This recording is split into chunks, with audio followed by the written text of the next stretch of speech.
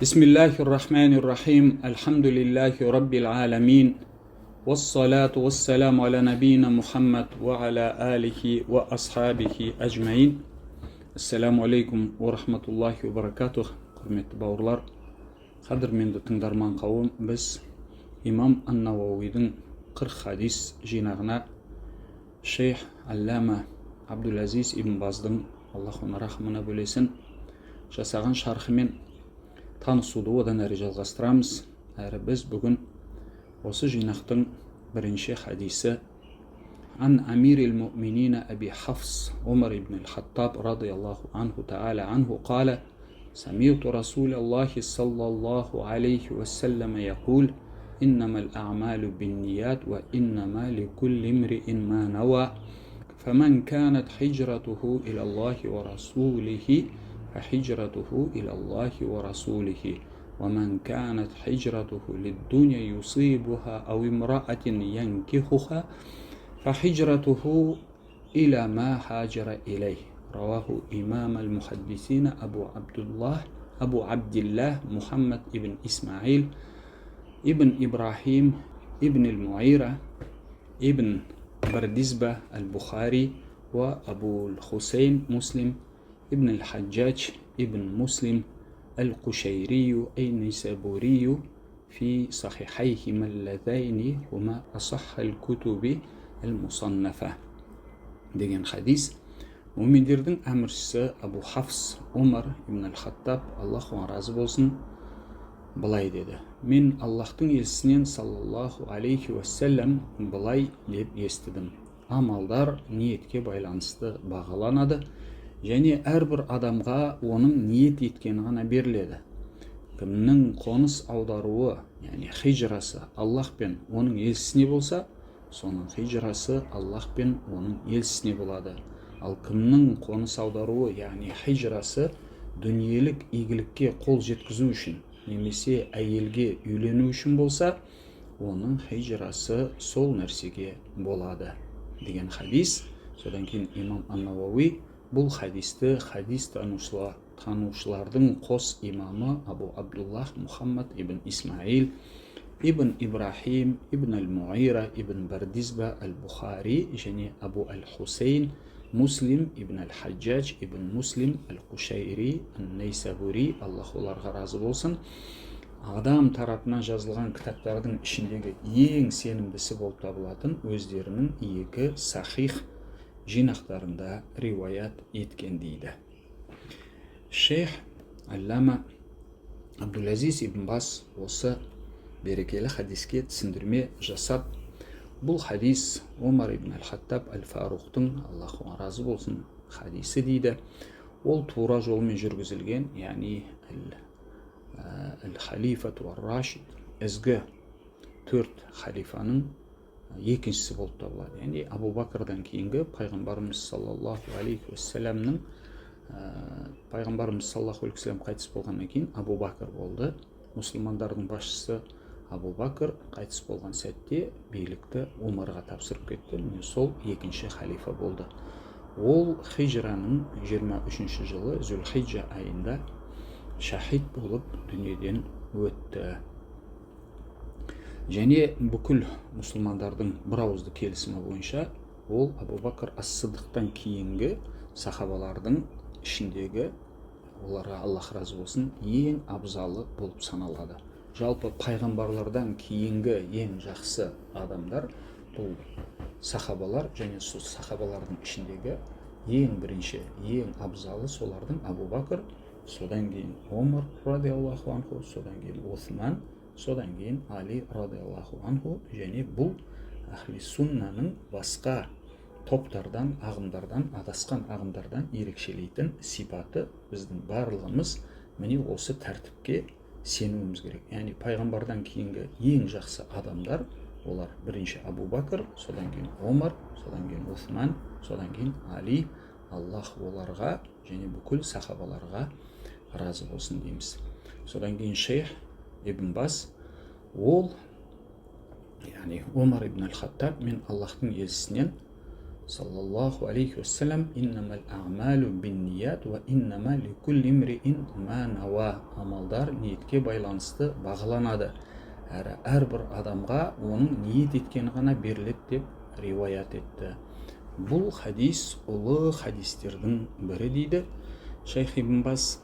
Ғалымдардың кейбіреулері расында бұл хадис діннің жартысы болып табылады деп айтады дейді. Не себепті дейді? Өйткені шариғат қос жарты бөліктен тұрады, яғни екі бөліктен тұрады.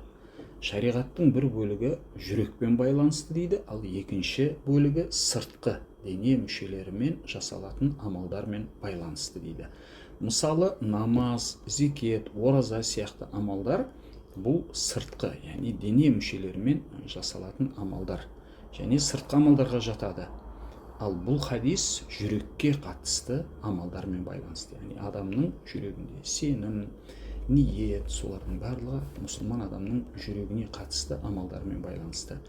Әрі дейді шейх ибн Баз, жүректегі нәрсе міне осы негіз болып табылады. Сондықтан да адам егер дейді ниетсіз намаз оқыса, немесе ниетсіз зекет берсе, немесе ораза ұстаса, бірақ сол ораза ұстауға ниеті болмаған болса, немесе дұрыс ниеті болмай, немесе ниеті болмастан қажылық жасаса, ол өзінің амалдарын ниетсіз жасаған болады да, әрі оның жасаған амалы Аллахтың алдында ғибадат болып саналмайды. Керісінше адам сол ғибадатты жасауға ниет жасауға керек. Өйткені пайғамбарымыз саллаллаху алейхи уассалам: иннамал аъмалу бинният. Амалдар тек ниетке байланысты бағаланады деді. Әрі бұл осы сөйлемнің ішіндегі иннамал аъмалу бинният деген сөйлемнің ішіндегі иннама деген демеулік шылауы кез келген ғибадат ретінде жасалатын амалдың дұрыс па, бұрыс па, қабыл болады ма Аллахтың алдында, немесе қабыл болмайды ма, оның сауабы үлкен болады ма, немесе кіші болады ма, бұл тек неге байланысты дейді? Адамның жүрегіндегі Аллах тағалаға деген ықыластылығына, яғни осы амал шын ниетпен Аллах үшін жасалды ма, немесе басқаларға көрсету үшін, естірту үшін жасалды ма, немесе басқалардың көңілінен шығу үшін жасалды ма, және екіншісі Аллахтың алдында осы амал үшін берілетін сый шыншыл мақсат екендігіне, яғни шыншыл мақсат екендігінде осындай жасалған күйде ниетке байланысты ерекшелеп шектеуге мұқтаж. Яғни иннама деген сөз тек осыған байланысты дейді. Яғни адам кез келген іс амалды, тіпті ол сыртқы көрінісі де дұрыс сүннетке сай жасаған болса, бірақ оның ниеті сол амалымен Аллахқа жақындау, Аллахтың алдындағы парызын орындау, Аллах үшін шын ықыласты түрде жасалмаған болса, ол қабыл болмайды. Әрі ғибадаттағы дейді шейх ибн Баз, жүректің орны өте ұлы дейді. Және онымен байланысты нәрселерге нұсқайтын шариғи дәлелдер де өте көп дейді. Мысалы дейді пайғамбарымыздың саллаллаху алейхи уассалам: Аллах сендердің сыртқы келбеттеріңе қарамайды және мал мүліктеріңе қарамайды, бірақ жүректерің мен амалдарыңа қарайды деген сөздері. Бұл хадис атақты хадис, және ол көптеген адамдарға белгілі, және бұл хадис Абу Хурайрадан Муслим жеткізген. Әрі пайғамбарымыздың саллаллаху алейхи уассалам: ва иннама ликулли имриин ма нава деген, және әрбір амалға оның ниет еткені ғана беріледі деген сөздің мағынасы оған өзінің ниет еткені ғана тиісті болады Аллахтың алдында. Сондықтан да кімде-кім өзінің ғибадат амалы арқылы Аллахтың дидарын ниет еткен болса, Аллахтың разылығын ниет еткен болса, соған оның ниет еткені, яғни осы Аллахтың дидарын қалаған осы нәрсе беріледі. Әрі міне осы адамның өз ғибадат амалдарында ықыласты болуын міндеттейді. Яғни осыны білген адам, пайғамбарымыз саллаллаху алейхи уассалам бұл хадисті не үшін айтты? Яғни сахабалары және одан кейінгі үммет, біз мұсылмандар осыны білуіміз үшін. Кез келген амал жасаймыз ба, бірінші кезекте ниетіміз сол амалымыз жасағандағы Аллах үшін, оның дидары үшін, оның алдындағы осы амалға берілетін сый сауап үшін жасалған ықыласты болу керек. Әрі мүмин адам бүкіл амалдарында, намаз оқығанда да дейді шейх ибн Баз, ораза ұстағанда да, жаназаға қатысқанда да, науқасты зиярат жасап барғанда да, сауда саттық істерінде де, басқа амалдарында да ниетінің дұрыс болуы қадағалап отыруы. Яғни ол өзінің амалдарында Аллахтың дидарын, ақыретті, Аллахтың халал еткен нәрселерін қалауы, Аллахтың харам еткен нәрселерін тәрк етуді қалауы. Мысалы, егер жаназаға қатысса дейді шейх ибн Баз, осынысымен адамдардың оның көруін бармасам ұят болады ғой деген, бауырлар көріп жатыр, неге келмедің деп сұрақ қояды. Сосын солардың сұрақтарына жауап беріп отырам ба, бәлесінен аулақ бара салайын деген ниетпен барды ма, немесе Аллахтың дидарын қалап барды ма, немесе ол туралы естуім бәлем барыпты ма бармапты ма деп айтпау үшін Аллахтың сый сауабын алуды ниеттенуі. Намаз оқса да Аллахтың дидарын қалауы, ораза ұстаса да Аллахтың дидарын қалауы, зекет берсе де Аллахтың дидарын қалауы, басқа амалдарында да Аллахтың дидарын, яғни осыны, Аллахтың разылығын қалауы қажет дейді. Әрі жоғарыда дейді шейх ибн Баз, біз кейбір білім иелерінің бұл хадис туралы ол діннің жартысы деп атағанын айтқан болатынбыз дейді. Яғни осыдан бірнеше сөйлем алдын шейх ибн Баз дін екі жартыдан тұрады. Жүрекке байланысты амалдар деді, осы хадис жүрекке байланысты деді, осыны түсіндіріп отты. Ал оның екінші жартысы дейді, сыртқы амалдарға байланысты. Шариғаттың жартысы, діннің жартысы сыртқы дене мүшелерімен жасалатын көзге көрінетін бөлігі. Оның екінші жартысы Айша анамыздың, Аллаху разы болсын, пайғамбарымыздан саллаллаху алейхи уассалам жеткізген, кімде-кім біздің осы ісімізге, яғни исламға одан болмаған әлде бір нәрсені енгізсе, сол қайтарылады дейді деген хадисі. Бұл хадис Бұхари мен Муслимде жеткізіледі.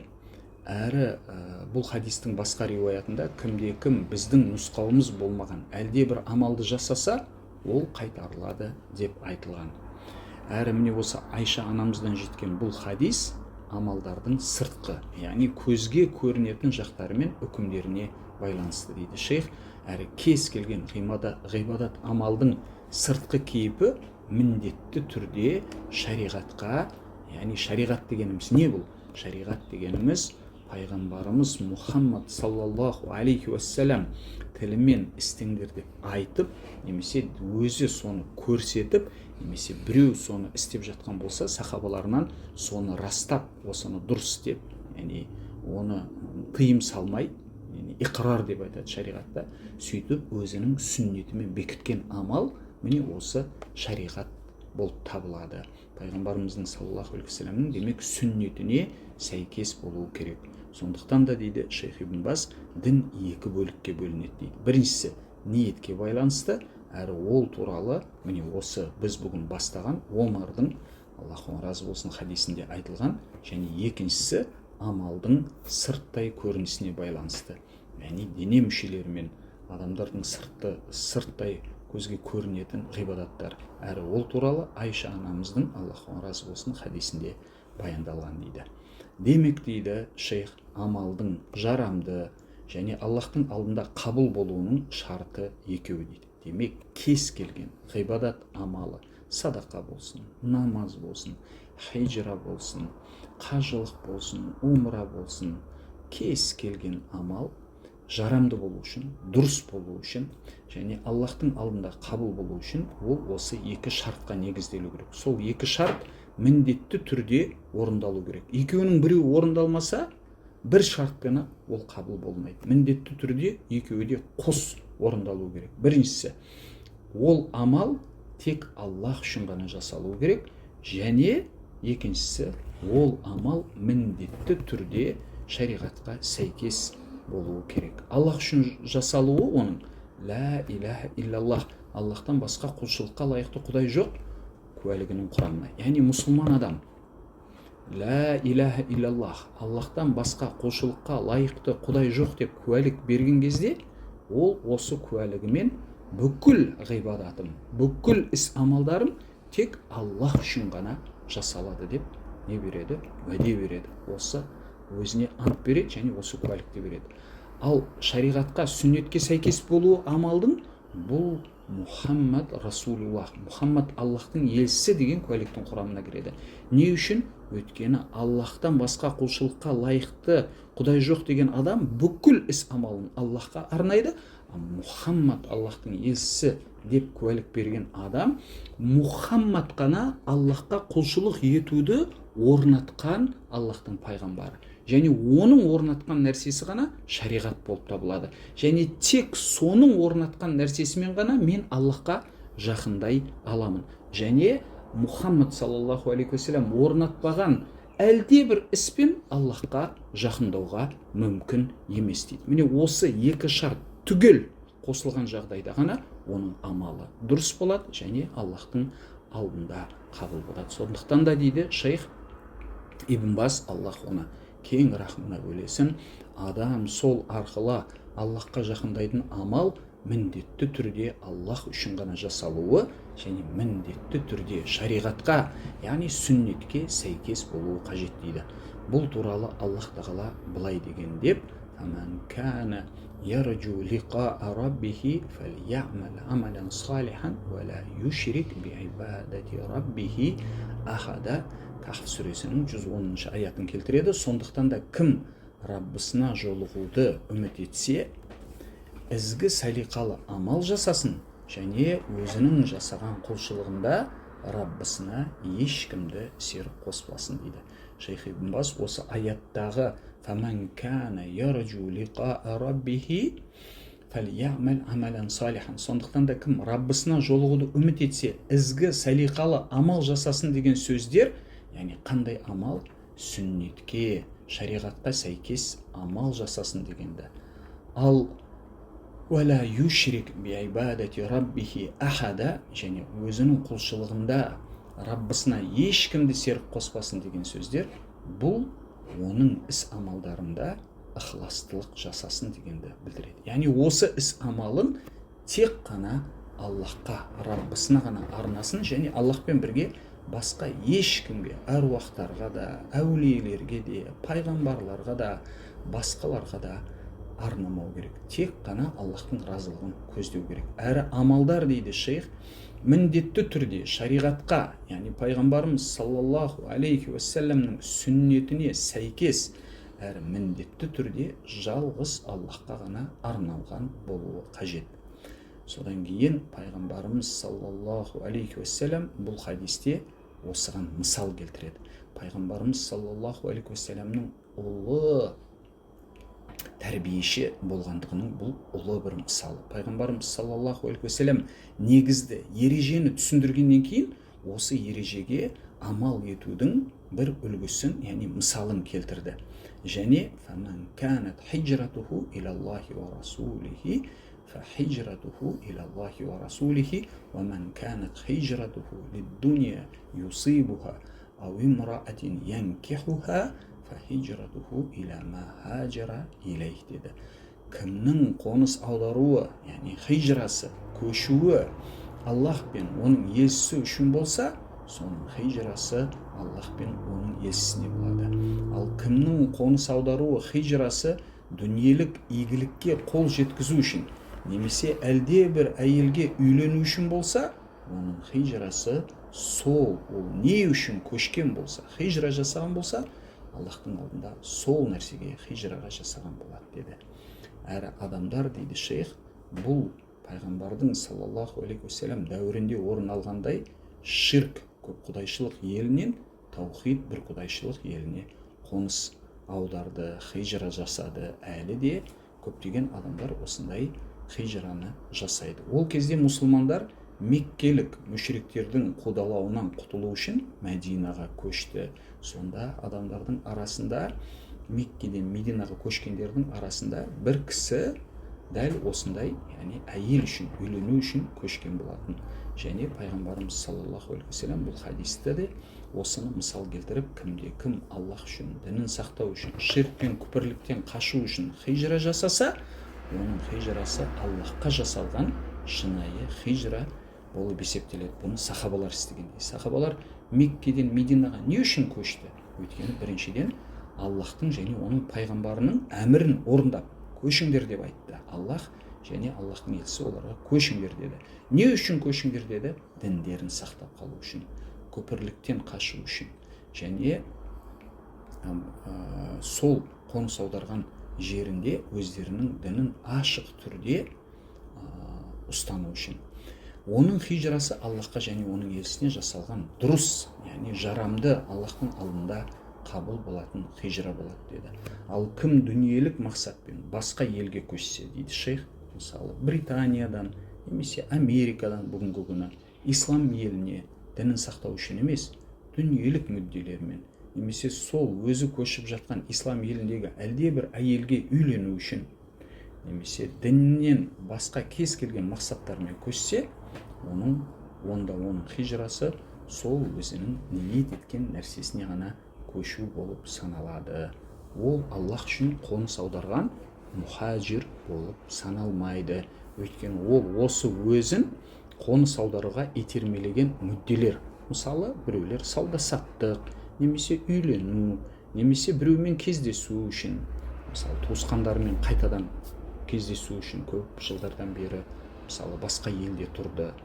Сондықтан да менің туысқандарым, әкемнің, атамның туысқандары бәрі мысалы Мысырда немесе Сауд Арабиясында деп сояқта тұрады. Сондықтан да мен өзімнің туған туысқандарымның арасына баруым керек. Бұл жерде өзім шетте жүргенім дұрыс болмайды. Негізі ниеті дұрыс, бірақ ол ғибадат болып табылмайтын ниет болады.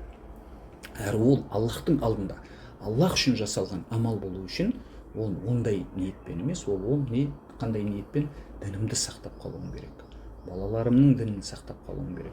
Және пайғамбарымыз саллаллаху алейхи уассалам кәпір елінен мұсылман еліне көшуді бұйырды. Егер адам кәпір елінде өзінің дінін ашық түрде ұстана алмайтын болса, бұл оған уәжіп болады. Ал егер ол ұстанатын болса, бәрібір ол елден мұсылман елге көшу бәрібір мұстахаб болып табылады. Сондықтан да бұндай адамның көшуі, ол не нәрсеге көшкен болса, сол үшін болып саналады Аллахтың алдында. Ол Аллах үшін қоныс аударған мұхажир емес, өйткені ол осыны өзін қоныс аударуға итермелеген мүдделер, мысалы сауда-саттық, немесе үйлену, біреумен кездесу үшін ғана көшті. Ол Аллахқа хижра жасамады, әрі бұл хижра емес дейді шейх Ибн Бас, Аллах оның рахымына бөлесін. Содан кейін шейх хижраның анықтамасын беріп, бұл, яғни хижра дегеніміз Аллах үшін қоныс аудару, бұл ширк пен күпір елінен ислам еліне салиқалы ниетпен, яғни дін үшін, дінді сақтап қалу үшін, және осы мұсылман елінде тұру үшін көшу болып саналады. Әрі қалған амалдар да дәл осылай дейді. Яғни кез келген амал, ол ниетке байланысты. Аллах үшін істелінген болса, және сүннетке сәйкес істелінген болса, ол Аллахтың алдында солай болып табылады. Ал Аллах үшін істелінбеген болса, ол не нәрсе үшін істелінген болса, дәл сол үшін қалады.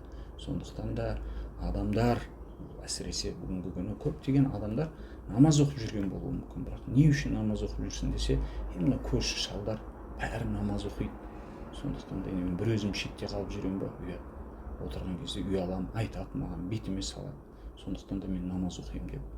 Бұл оның ниеті дұрыс емес. Ол міндетті түрде өзінің ниетін бүгінгі күннен, осы сәттен бастап түзеу керек. Әйтпесе ол ниетінде Аллахқа серік қосқан болып табылады. Аллах бізді бұндайдан сақтасын. Және оның намазы қиямет күні оған ешқандай пайда бермеуі мүмкін. Тура сол сияқты көптеген адамдар садақа мәселесінде осы хадиске амал ете алмағандықтан бүкіл жасаған, тіпті ол миллиондап садақа беріп жатқан болса да адамдарға, бірақ сонысын елге көрсету үшін, яғни менің садақа бергенімді видеоға түсіріп инстаграмға шығара сал деп айтуымен осы хадиске қайшы келіп бүкіл амалдары Аллах үшін болмай кетіп заяға кеткен болуы мүмкін. Аллах бұны сақтасын. Немесе әлде бір адамдар жылдар бойы ақша жинап Аллахтың үйіне қажылыққа барамын деп ниет етіп, дұрыс ниетпен барғаннан кейін сол Аллахтың үйін, Қағбаны сонша жылдан бері аңсап келіп күткеннен кейін соны қазір қандай бір модный сөз бар ғой, өзін өзі суретке түсіру, селфи жасаймын деп соны инстаграмға қоямын немесе басқаларға көрсетемін деп Қағбаның алдында мен дұға жасап жатырмын, мені түсірші деп өтіріктен дұға жасап жатады. Немесе мен Қағбаның алдында намаз оқып тұрған болам, сен мені бүйтіп сыртымнан түсірші деп досына соны өтіріктен намаз оқып тұрған болып соны суретке түсіріп соны адамдарға көрсету үшін жібереді. Бұндай амалдың Аллахтың алдында қабыл болуы қалайша болмақ? Өйткені ол не үшін жасап жатыр бұл амалды? Және осындай қаншама жол басып, ақша жаратып, оның барлығы зая кету бұл дүниенің өзінде қандай өкінішті, ал ақыретте оның сый-сауабы болмаса нендей өкінішті болады. Сондықтан да өзімізге, өзіміздің балаларымызға, отбасымызға бізді осы амалға, осы хадиске шынайы амал ететін ықыласты мұсылмандар болуымыз және әрбір іс-амалымызда ниетіміздің түзу болуын және әрбір іс-амалымызда осыған қоса амалымыздың пайғамбарымыз саллаллаху алейхи уассаламның сүннетіне сәйкес болуын нәсіп етуін сұраймыз. Субханак Аллахумма бихамдик, ашхаду ан ла илаха илля анта, астағфирука ва атубу илейк.